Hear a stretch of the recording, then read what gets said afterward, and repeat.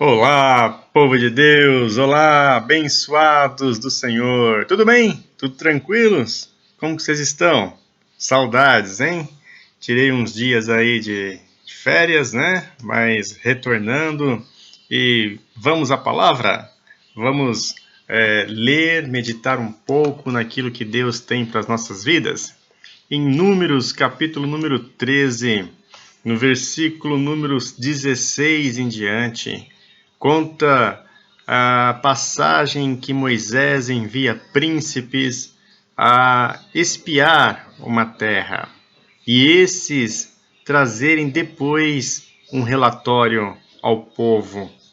E olha o que esse povo ouviu desses príncipes e olha o que esses príncipes viram nessa terra. Vamos ler capítulo número 13, versículo 16, a partir daí, Números. Diz assim a palavra: São esses os nomes dos homens que Moisés enviou em missão de reconhecimento do território. A Oséias, filho de Num, Moisés deu o nome de Josué. Quando Moisés os enviou para observar em Canaã, disse: Subam pelo Neguebe e prossigam até a região montanhosa. Vejam como é a terra e se o povo que vive lá é forte ou fraco. Se são muitos ou poucos.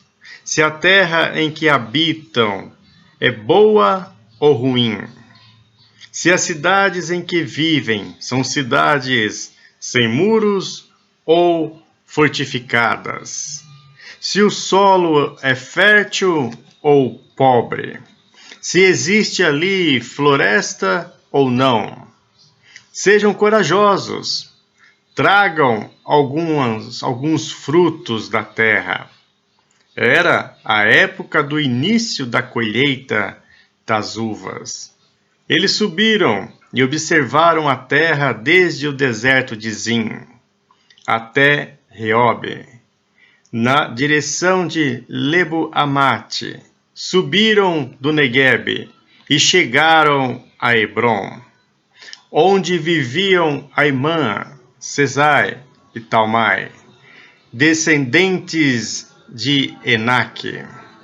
Hebrom havia sido construída 7 anos antes de Zoan, no Egito, quando chegaram ao vale de Escol. Cortaram um ramo do qual pendia um único cacho de uvas. 2 deles carregaram o cacho, pendurado numa vara. Colheram também romãs e figos. Aquele lugar foi chamado Vale de Escol, por causa do cacho de uvas que os israelitas cortaram ali. Ao fim de 40 dias, eles voltaram da missão de reconhecimento daquela terra. Eles então retornaram a Moisés e a Arão e a toda a comunidade de Israel em Cádiz, no deserto de Parã, onde prestaram relatório a eles e a toda a comunidade de Israel.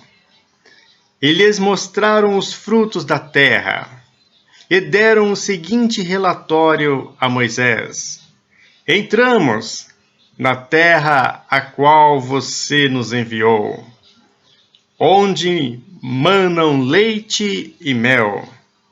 Aqui estão alguns frutos dela, mas o povo que lá vive é poderoso, e as cidades são fortificadas e muito grandes.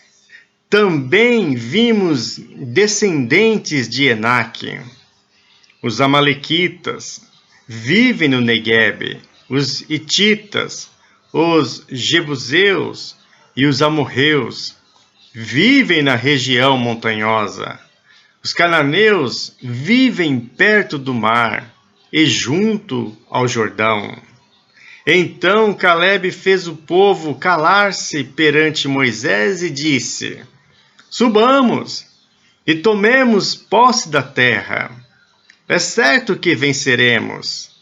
Mas os homens que tinham ido com ele disseram: Não podemos atacar aquele povo. É mais forte do que nós. E espalharam entre os israelitas um relatório negativo acerca daquela terra.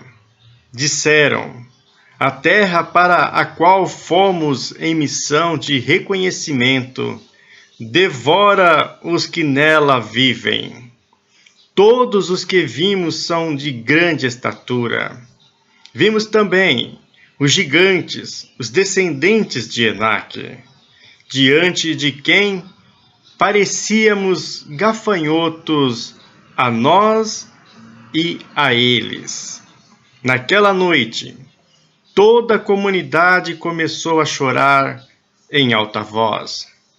Todos os israelitas queixaram-se contra Moisés e contra Arão, e toda a comunidade lhes disse: Quem dera tivéssemos morrido no Egito ou neste deserto, porque o Senhor está nos trazendo para esta terra, só para nos deixar cair a espada. Nossas mulheres e nossos filhos serão tomados como despojo de guerra. Não seria melhor voltar para o Egito? E disseram uns aos outros: Escolheremos um chefe e voltaremos para o Egito. Amém? Esta palavra muito conhecida, muito pregada, relata o momento em que Moisés e Arão, seu irmão, como líderes, escolhem certos homens com certa capacidade e os envia a espiar uma terra. E ainda dá a eles uma checklist para que eles vejam o que tem naquela terra.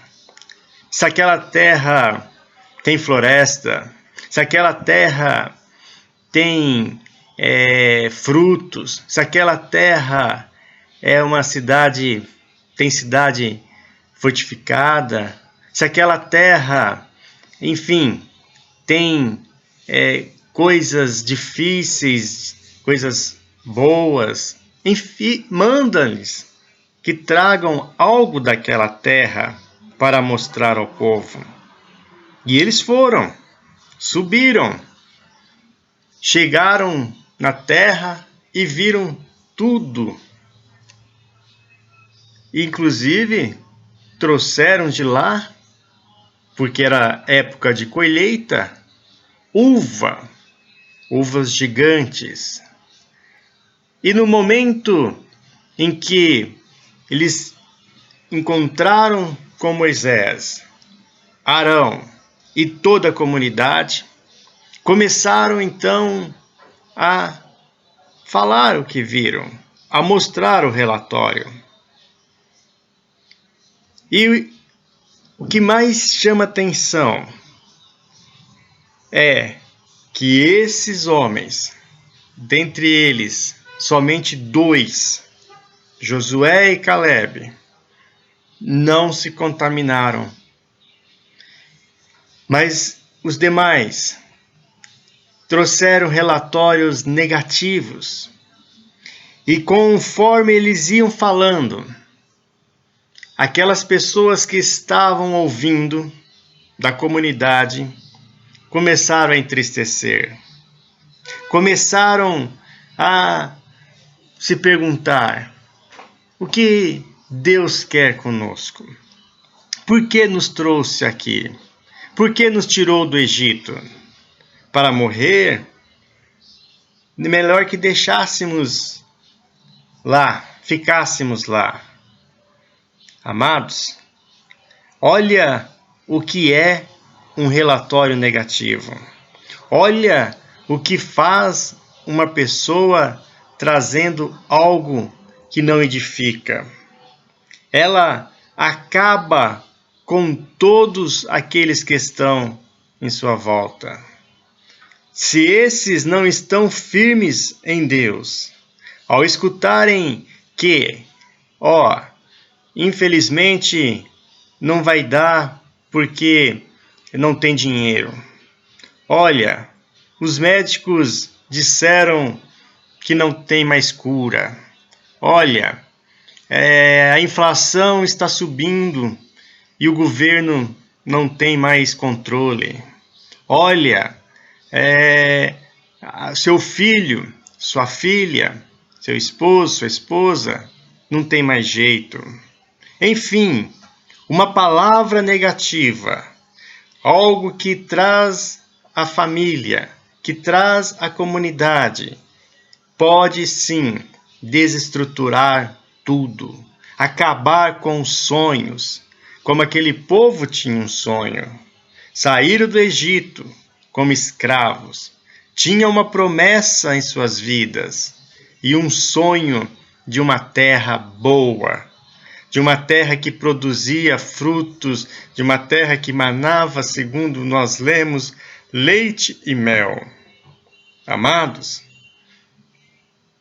temos que tomar cuidado, filtrar aquilo que chega em nossos ouvidos. Palavras negativas que não edificam têm que ser tapadas, e proibidas de entrar no nosso intelecto. Que os nossos olhos não vejam aquilo que estão falando, ou quem está falando, mas que possamos enxergar pela fé, que possamos ouvir pela fé e que possamos andar pela fé. A Bíblia nos diz que Deus procura verdadeiros adoradores. E aqueles que não têm fé, aqueles que não têm nem sequer um pouquinho de fé, diz a palavra de Deus que é impossível chegar diante dele. Nesta tarde, quando estou gravando o vídeo, quero chamar você, a tua atenção, para que aquilo que você tem escutado e não tem edificado a tua vida, tem te trazido tristeza, que você ignore e fique na promessa de Deus para a tua vida. Deus tem sempre o melhor. Deus tem sempre a saída, a solução. Você não pode olhar com os teus olhos carnais. Você não pode andar com as tuas pernas físicas, aquilo que você tem de corpo, achando que você está no caminho e pronto.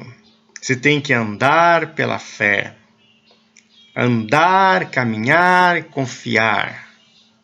Nesta tarde eu quero orar contigo. Você que talvez tenha ouvido que não tem mais jeito. Você que tem escutado palavras negativas.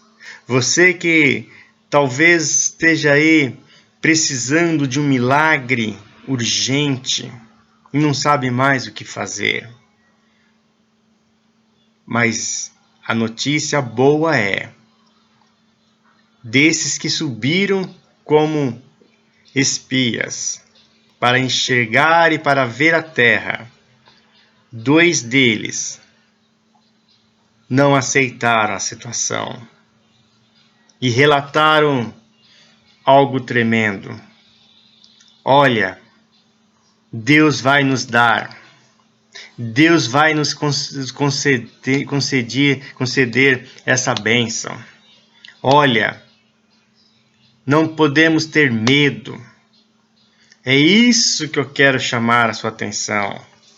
Caleb e Josué, homens valentes, guerreiros e com visão espiritual de Deus.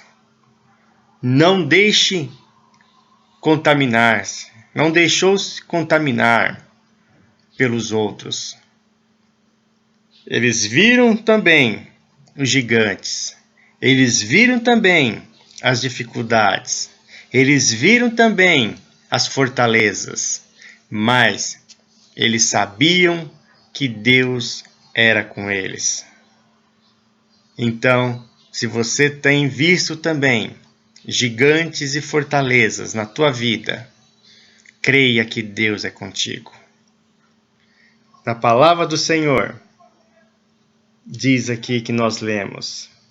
Então, versículo 30.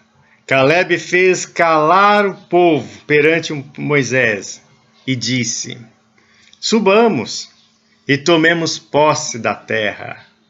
É certo que venceremos. Eu quero nessa tarde profetizar isso na tua vida. Suba, vamos, você vai ser curado, você vai ser liberto, as portas vão se abrir para você. Subamos e tomemos posse daquilo que Deus tem para as nossas vidas. Chega de ouvir negativo. Ande pela fé e tenha certeza que Deus é contigo. Em nome do Senhor Jesus. Vamos orar? Pai, nós te agradecemos por a tua palavra. Te agradecemos, ó Pai, porque o Senhor é bom em todo tempo. E a tua palavra nos afirma, através do teu servo Caleb, que esteve naquela situação, dizendo: olha, não vamos escutar o que eles estão dizendo, mas vamos subir e tomar posse daquilo que Deus tem para nós. E esse, Senhor, eu te louvo, porque é essa palavra que nós queremos ouvir nessa tarde, porque o Senhor é conosco. A Bíblia nos diz que se o Senhor é conosco, quem será contra nós? Porque maior é o Senhor. Então, Pai, eu peço a tua bênção na vida desse meu irmão e dessa minha irmã que está vendo o vídeo nesta hora. Abençoe de uma forma sobrenatural e que esse se levante na tua força para caminhar e conquistar. Em nome do Senhor Jesus. Amém. Amém, queridos? Deus abençoe sua vida, Deus abençoe o seu dia, Deus te dê vitórias e mais vitórias. É o que eu peço em nome de Jesus. Um grande abraço. Vamos até a próxima vez. Um grande abraço.